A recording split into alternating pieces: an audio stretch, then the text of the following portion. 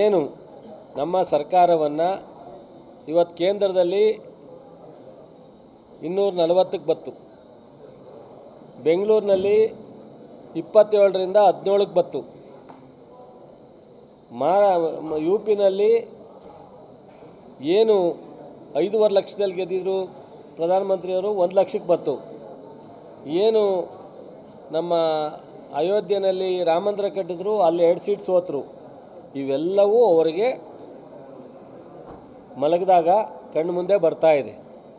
ನಾವು ಮುಂದೆ ಕಟ್ಟ ಆಗುತ್ತೆ, ಕರ್ನಾಟಕ ಸರ್ಕಾರ ಬಲಿಷ್ಠವಾಗಿದೆ, ರಾಹುಲ್ ಗಾಂಧಿಯವರು ಹಿಂದೆ 200 ಜನ ಸಂಸದರಿದ್ದಾರೆ, ರಾಹುಲ್ ಗಾಂಧಿಯವರ ಹಿಂದೆ 200 ಜನ ಸಂಸದರಿದ್ದಾರೆ.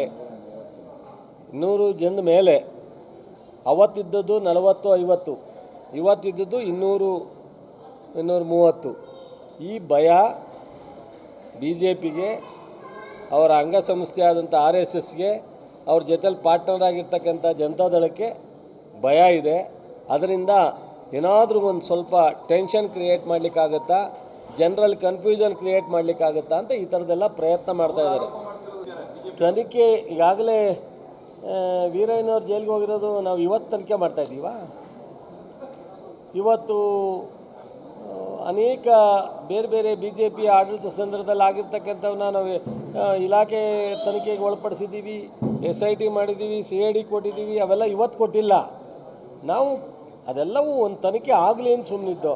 ಇವರು ಸಂಬಂಧ ಇಲ್ಲದೇ ಇರೋ ವಿಚಾರವನ್ನು ತಗೊಂಡು ಮುಂದಕ್ಕೆ ಬಂದಾಗ ನಾವು ಜನರ ಮುಂದೆ ಹೇಳ್ಬೇಕಲ್ಲ ಅವರವನ್ನ, ಅದಕ್ಕೋಸ್ಕರ ಹೇಳ್ತೇವೆ. ನೋಡಿದ್ರಲ್ಲ ಅವರು ನೆನ್ನೆ ಭಾಳ ಟಿ ವಿನಲ್ಲಿ, ಅವರಿಗೆ ಅದರ ಇದನ್ನೂ ತಗಲಿಲ್ಲ. ಯಾಕೆ ಅಂದರೆ ತಪ್ಪು ಮಾಡಿದ್ರಲ್ವ ಅವ್ರಿಗೆ ಶೇಕ್ ಆಗೋದು. ಇವತ್ತು ಅವ್ರಿಗೆ ಏನಾರು ಆ ಥರ ಫೀಲ್ ಇದ್ದರೆ ನಂಜನಗೂಡು ಸಮಸ್ಯೆ ಇರ್ತಕ್ಕಂಥ ಜಾಗಕ್ಕೆ, ಇವತ್ತು ಮಡಿಕೇರಿ ವಿರಾಜಪೇಟೆ ಜಾಗಕ್ಕೆ ಹೋಗ್ತಿದ್ರಾ, ಮನೇಲಿರ್ತಿದ್ರು ಬೇಜಾರಾಗಿ. ಅವ್ರಿಗೆ ಯಾವುದೇ ಥರದ, ಯಾಕೆ ಅಂದರೆ 100ಕ್ಕೆ 100 1,00,000% ಅವರು ಯಾವುದೇ ತಪ್ಪಿತಸ್ಥರಲ್ಲ, ಧೈರ್ಯವಾಗಿದ್ದಾರೆ.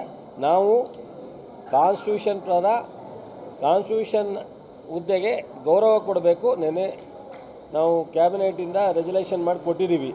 ಅವ್ರು ಏನಾರು ಅದಕ್ಕೆ ಗೌರವ ಕೊಟ್ಟರೆ ಅವ್ರಿಗೂ ಗೌರವ, ಆ ಪೊಸಿಷನ್ಗೂ ಗೌರವ. ಕೊಡಲಿಲ್ಲ ಅಂದರೆ ನಾವು ಕಾನೂನು ಪರವ ಹೋರಾಟ ಮಾಡ್ತೀವಿ.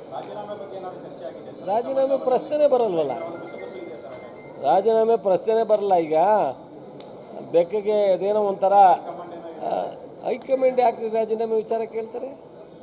ಇವರೇನಾದ್ರೂ ಮುಖ್ಯಮಂತ್ರಿಯಾಗಿ ಚೆಕ್ ತಗೊಂಡಿದ್ದಾರಾ, ಆದೇಶ ಮಾಡಿದಾರಾ?